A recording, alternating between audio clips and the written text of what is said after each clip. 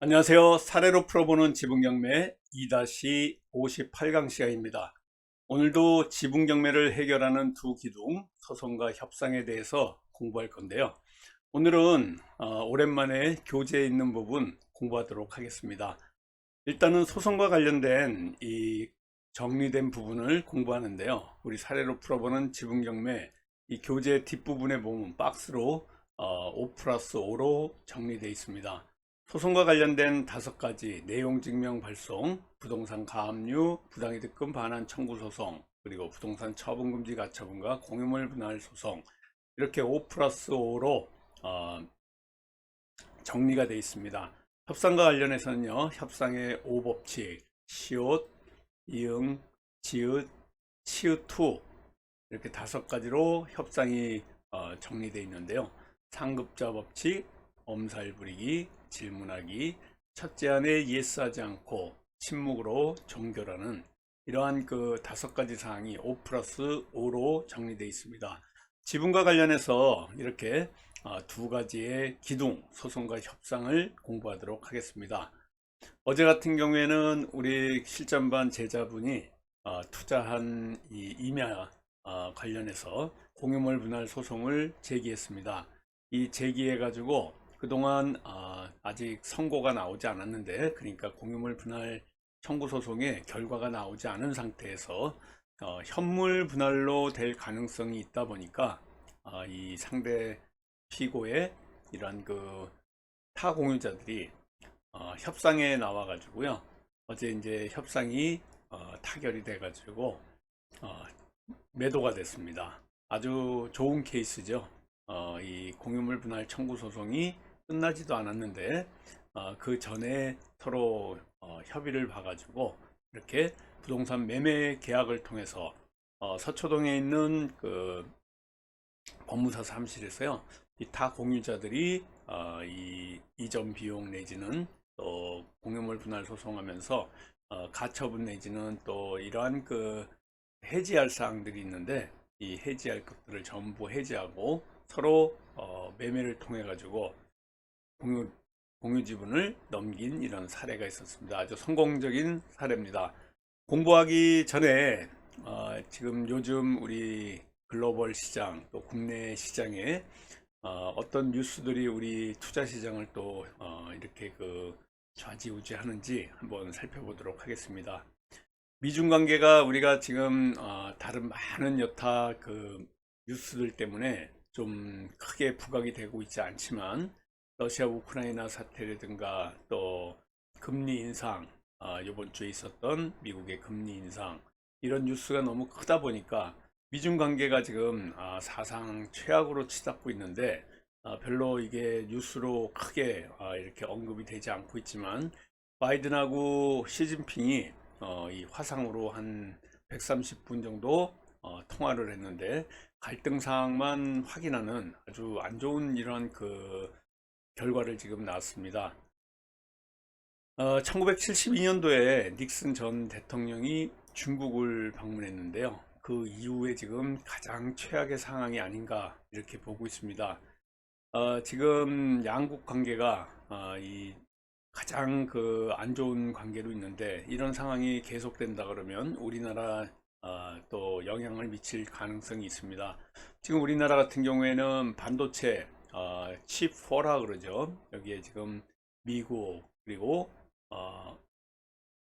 우리나라, 그리고 일본, 대만, 이 치4 동맹을 지금 맺자, 중국의 반도체 굴기에 견제하기 위해 가지고 이러한 그 사항들이 있어서 우리나라도 지금 중국을 선택할 건지 미국을 선택할 건지 기로에 있습니다. 문재인 정부에서는 대중 친중이었는데, 지금 윤석열 정부 들어오면서 친미로 돌아서면서 굉장히 중국과의 갈등도 깊어져서 앞으로 이런 반도체도 그렇고요, 안보, 외교, 경제 이런데 그 갈등이 우리나라까지 깊어질 가능성이 있다 이렇게 보시면 됩니다. 아무튼 두 나라 G2 미국과 중국의 이러한 강대강, 아무튼 그 130분에 걸친 이런 통화에서도 아무튼 그 개별 사안을 두고도 굉장히 충돌을 많이 했고요. 아무튼 합의점은 거의 보이지 않아서 미중 관계가 우리 시장에 상당한 영향을 미칠 거고요. 10월 되면 이 중국이 전대회를 통해 가지고 4년 세 번째 연임에 시진핑을 지금 국가 주석으로 추대하려고 그러는데 부동산 시장이 최악이고 이와 같이 중국이 지금 굉장히 어려움이 있습니다. 존재감이 옛날보다는 좀 덜해 가지고 시장에서 우리가 중국에 관련해서 뉴스를 많이 접하지 못하지만 아무튼 좀 심각한 상황이 되지 않을까 이렇게 보입니다. 우리나라는 이제 친미 쪽으로 돌아섰기 때문에 바이든한테 최태원이 SK가 방미를 하면서 투자와 관련된 이런 29조죠. 29조 선물을 미국에 안겨줬습니다. 한미 간에 경제적으로 굉장히 친밀한 이러한 진입한 이런 상황이고요. 앞으로 미국과 이런 대기업들이 투자가 계속될 건데 지금 글로벌 경기가 나쁘기 때문에 침체 일로에 있고 아래 공포, 리세션, 침체 공포가 이런 것들을 발목을 잡지 않을까 이런 염려도 있습니다. 아무튼 미국에 대해서 SK에서 220억 달러, 29조에 달하는 이러한 투자를 약속했다. 이런 것들이 앞으로 계속해서 미국과 가까운 관계가 우리나라가 되지 않을까 이렇게 보여집니다. 이 앞으로 또 리세션, 경기 침체 신호도 굉장히 많은데요. 쓰리고 지금 그러니까 고물가, 고금리, 고환율 이렇게 세계의 환율, 쓰리고 현상이 우리나라 경제를 좀 짓누르고 있습니다. 실물과 금융 부분의 동반으로 위기를 겪는 것을 리세션, 경기 침체라고 그러는데요. 엎친 데 덮친 격으로 지금 코로나까지 제약산 악재가 지금 껴가지고 굉장히 시장이 어렵고 또 이 종부세 좀 인하 소식 때문에 부동산 시장이 완전히 얼어붙었습니다. 지금은 제가 볼 때는요, 지분 경매 중에서도 우리가 하고 있는 이 지분 경매만이 어제같이 수익을 낼 수 있는 이러한 유일한 투자가 아닌가 이렇게 봅니다. 우리가 하는 이 지분 경매는 상대가 있기 때문에요. 이런 경기 침체기에도 우리 지분을 살 수밖에 없는 이러한 구조가 돼 있습니다. 우리나라 경제가 지금 수출이 완전히 든든한 성장 엔진이었는데 지금 이 수출에 완전히 빨간불이 들어왔고 부동산 시장도 그렇고요. 전방위적으로 어려움이 있습니다. 무역 수지도 지금 계속해서 적자 상태인데요. 2, 4분기 들어가지고도 이 무역 수지 적자가 뭐 한 80억 달러 이상으로 됐다고 제가 듣고 있는데 3개월, 4개월 연속 적자입니다. 무역 수지가 이렇게 악화되는데 굉장히 오래되면 이 적자 때문에 우리나라도 이 침체에 늪에 빠져서 경제 성장 동력이 더 이상 올라가지 않을 이런 상황이 될 가능성이 굉장히 많다 이렇게 보시면 될 것 같습니다. 아무튼 이러한 어려운 상황 속에서도 우리 지분 경매 우리 실전반 제자분의 성공 사례 축하드리고요. 오늘은 여러분들하고 같이 오랜만에 교재 210페이지 할 차례입니다. 이 부당이득금 반환 청구 소송, 전자소송으로 하는 이러한 방법들에 관련해서 여러분들하고 같이 오늘 공부해 나가도록 하겠습니다. 전자소송이든 종이로 하는 소송이든 절차는 뭐 거의 같습니다. 그렇지만 당연히 전자소송으로 하시는 게 이 인지 같은 경우에도 10% 할인을 받을 수가 있고요. 또 어느 시간이든지 제약 없이 새벽이든 밤중이든 인터넷 통해 가지고 전자소송 홈페이지에서 법원에 소장을 접수할 수 있고요. 준비서면, 답변서 같은 것도 각종 서류를 통달받는 것도 인터넷을 통해서 하기 때문에 아주 간단하고 심플합니다. 어려워하지 마시고요. 이 지분 경매는 아까도 말씀드렸지만 소송과 협상 이 두 가지가 아주 키포인트, 큰 기둥입니다. 간편한 전자소송을 통해 가지고 여러분들은 서류 제출하는데 법원에 가실 필요 없고요. 출석해서 변론만 진행하면 됩니다. 그래서 재판에 가는 게 좋고요. 종이로 하는 방법은 직접 법원을 방문하는 방법이 있고요. 두 번째는 등기우편을 통해서 접수시키는 방법이 있는데 시간이 오래 걸리고요. 또 이러한 상대편 서류들을 통달받는데 집에 누가 없을 때, 예를 들어서 혼자 살거나 모든 식구들이 외출을 하거나 그러면 이걸 받지 못하면 또 송달하는 데 굉장히 지연되고 있습니다. 전자소송 같은 경우에는요, 송달에 관련해서 굉장히 자유스럽기 때문에 엄청 편리한 점이 많다 이렇게 보시면 됩니다. 우리가 이 부당이득금을 청구할 수 있는 근거는 여러분들이 대부분이 아파트라든가 다세대 주택을 매입했을 때 지분으로 이 나머지 지분의 예를 들어서 2분의 1을 내가 매입을 했는데 나머지 2분의 1 지분권자가 이 전체를 사용하고 있을 때 아파트나 다세대 주택을 전체를 사용하고 있을 때 내 지분만큼의 이런 그 임차료 상당의 부당이득이 발생하게 되는데요. 이럴 때 가압류와 부당이득금 반환 청구 소송을 통해서 이렇게 임차료를 청구할 수 있다 이렇게 얘기합니다. 부당이득은 타공유자가 나의 지분을 보면서 원인 없이 점유할 때 상대방한테 내 지분만큼 임차료 상당의 이 청구를 할 수 있는 이런 그 내용들이고요. 부당이득이 굉장히 이 금액이 좀 커야지 소송을 진행하기에 아주 좋습니다. 이번에 우리 실전반에서는요, 부당이득금 반환 청구 소송을 했는데 판사님이 지난 강의에서도 제가 말씀을 드렸는데요. 이 감정을 해와라 그래가지고 감정에서 월 임차료를 산정시킨 이러한 그 예를 2주 전에 제가 강의를 했던 것 같아요. 여기 유튜브에도 있습니다. 감정평가서도 여러분들한테 보여드렸고요. 그거하고 오늘 좀 연결하는 설명이 되지 않을까 이렇게 보여집니다. 부당이득이 되려면 타인이 그 이득을 이익으로 인해서 내가 손실을 입어야 되는데 이런 것들이 우리가 진행하는 지분경매에서 당연히 성립되는 이러한 법리입니다. 부당이득에 관련해 가지고 그래서 부당이득을 통해서 이 부당이득금을 주지 않는다 그러면 그냥 줄 때는 뭐 받으면 되는데요. 안 줬을 때는 타 공유자 지분을 이 가압류를 이미 부당이득금 반환 청구 소송 진행하면서 먼저 했을 거고요. 그걸 통해 가지고 판결문을 받아서 타 공유자 지분을 경매를 통해서 이 부당이득을 회수하거나 또 아니면 내가 경매에 입찰을 참여해서요 타 공유자 지분을 또 매수하는 이런 방법도 하나의 전략이다 이렇게 보시면 됩니다. 부당이득을 통해서 할 수 있는 이러한 방법들이 굉장히 많고요. 이러한 그 소송 목적 물가를 계산하는 방법이라든가 이런 것들이 지난 강의에서 제가 계속해서 말씀드렸고요. 우리가 소송비용 자동 계산기를 통해 가지고 인지값이라든가 송달료에 관련해서 이렇게 계산해서 여러분들이 그 소장을 제출할 때 같이 이 제출하시기 바라겠습니다. 계속해서 제가 말씀을 드리고 또 설명을 드렸던 부분들인데요.